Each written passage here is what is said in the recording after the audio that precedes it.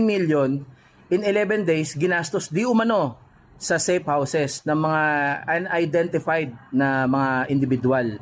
Nasa Senado na yung kaso pero ayaw pa rin itong galawin ng Senado. Ano po ang masasabi mo patungkol dito? Ayoko naman pong pangunahan yung pong mga senador po natin, di ba? Kasi syempre, ano nila yan, desisyon nila yan bilang isang independent na body sa gobyerno. Pero ang nakakalungkot lang, makikita po natin yung sa hearing para kay ni Senadora Amy sa Foreign Relations. Yun, nakakatatlong hearing na sila.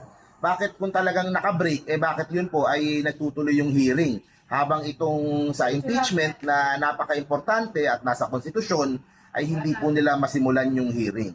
Diba? Parang nagkakaroon tuloy ng double standard pagdating po sa pagdinig sa kung ano ba yung didinggin diyan po sa Senado. Kasi ang nangyayari, yung kay Senador Amy parang hearing in aid of election eh.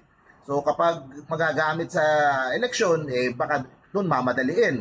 Diba? Bakit hindi na lang gawin ito after ng election kasabay nung sa impeachment, di ba? Katulad po noon, kung talagang nagbe-break yung mga senador. Kaya yun po ang nakakapagtaka. Sana po ay, kung ako lang tatanungin, sana ay matuloy na. Pero like I said po, yan po ay desisyon po ng Senado at kailangan po respetuhin kung ano po ang magiging desisyon nila.